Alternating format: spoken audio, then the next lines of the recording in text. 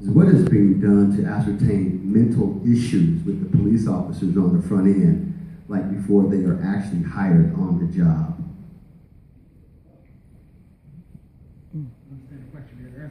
Yeah, they're asking how are they, I guess, let me put it in my yeah. What's being done to detect, if you will, mental issues with police officers before they're hired?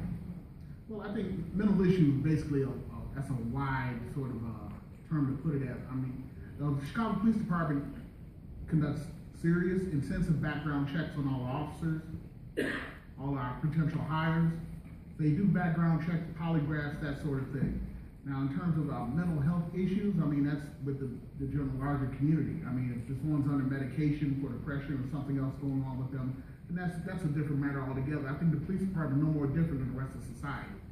So, what we have right now in terms of our hiring, we do conduct extensive background checks and everything else towards that goal, towards that we're hiring the right type of officer. So, with that being said, the question is, what is the education requirement of police officers? Should it be at least a BA? What are the educational requirements? Well, the current standard to be hired by the Chicago Police Department is 60 college credit hours.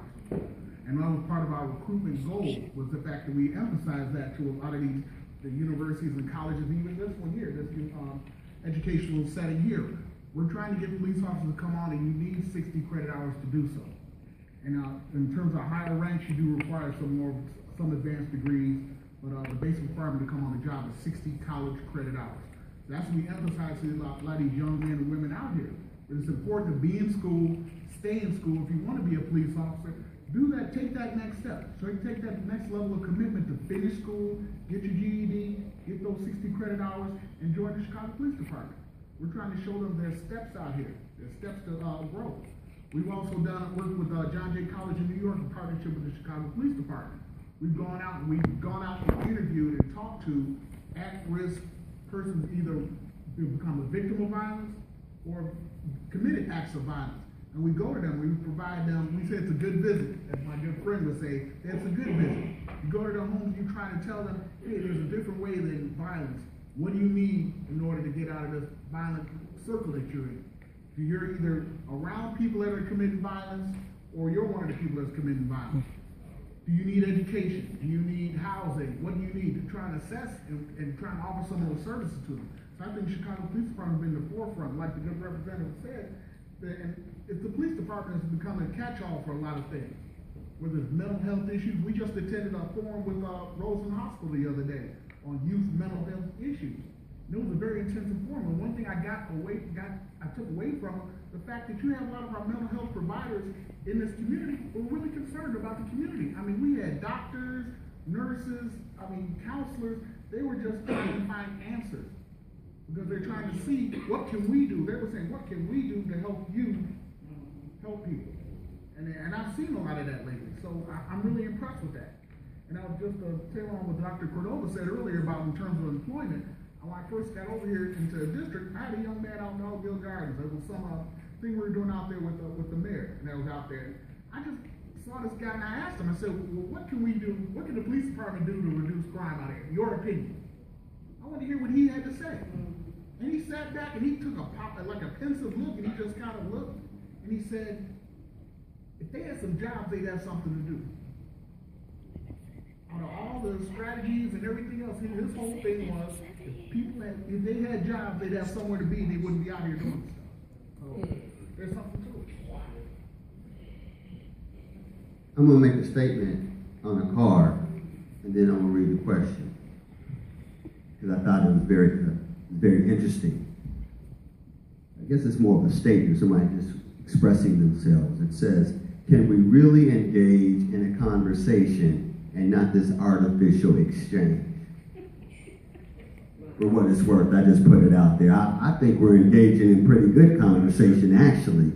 And so I just, for the person that wrote it, I don't know what you're expecting, but I think we're engaging pretty well on some major issues.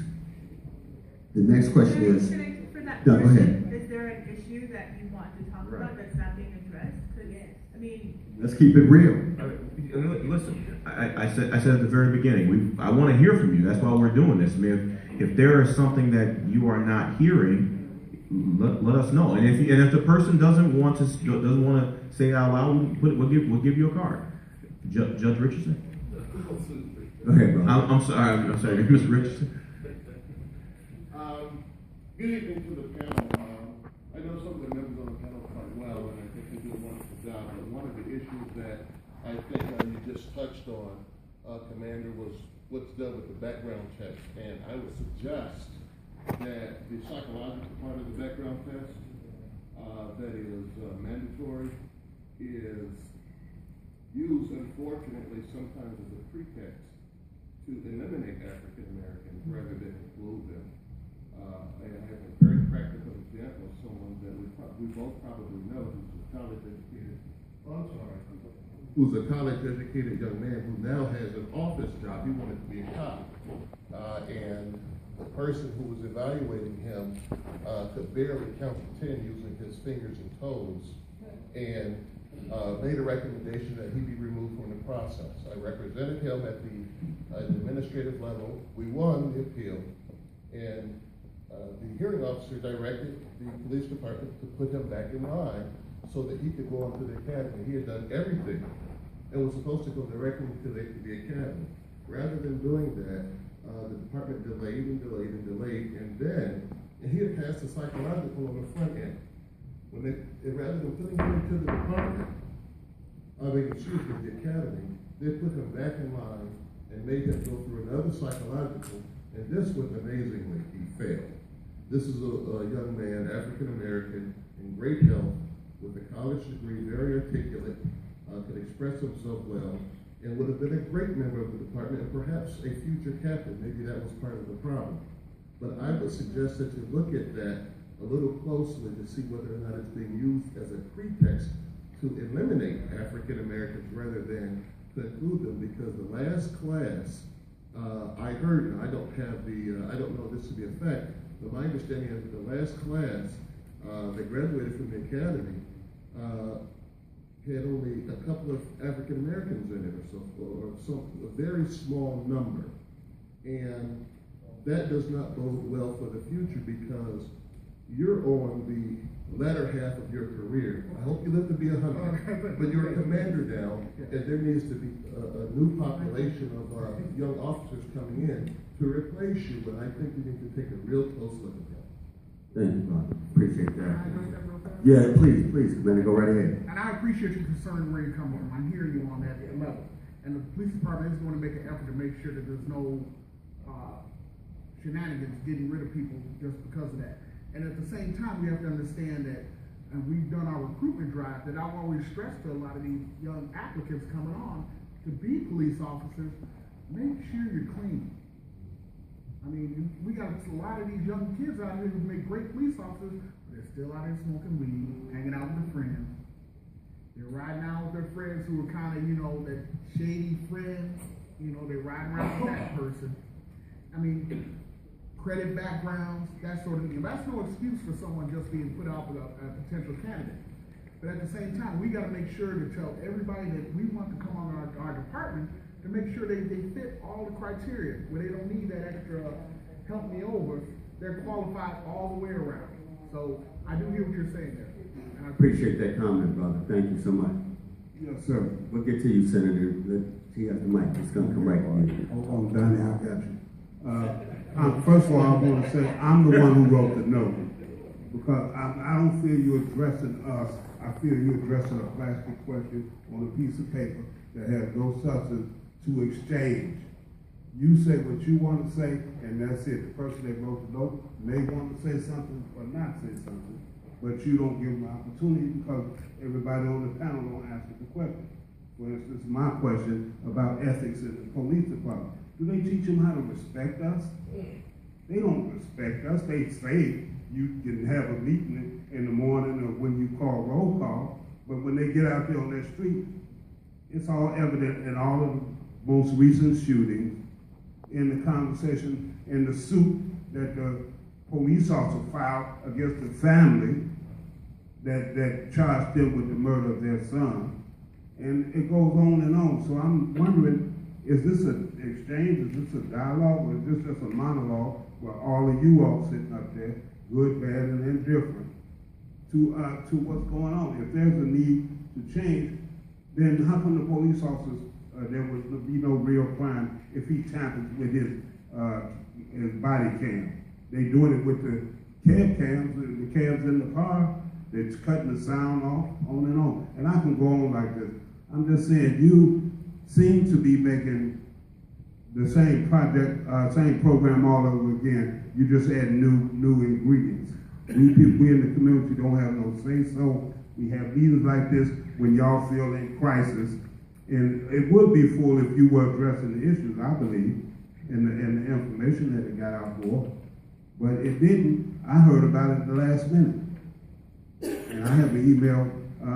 By the way, I work for the African American Family Commission of the state of Illinois.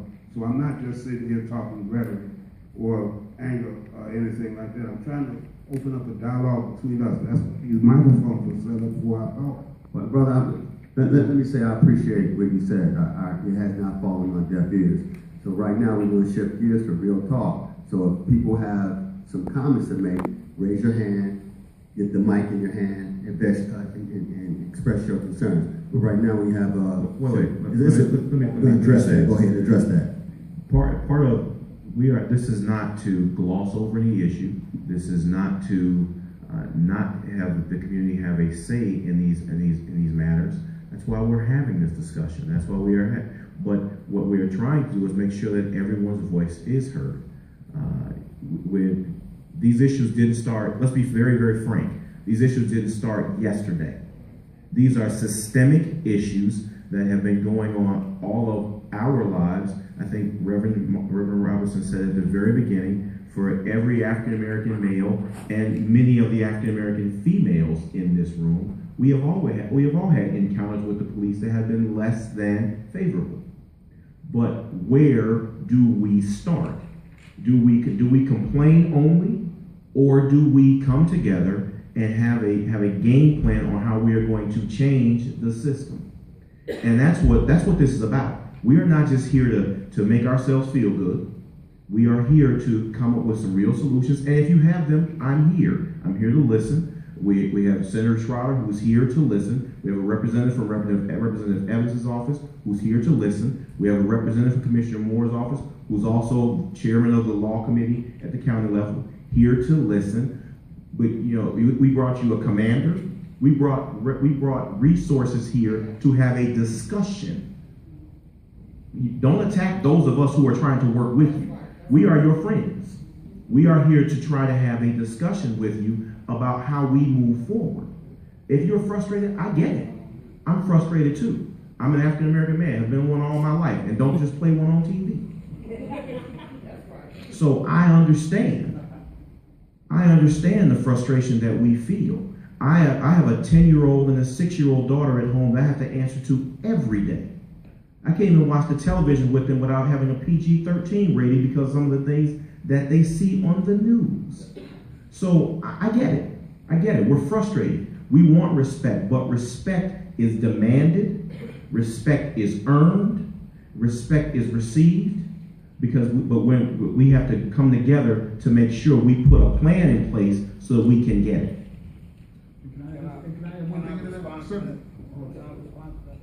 Go ahead, Donnie.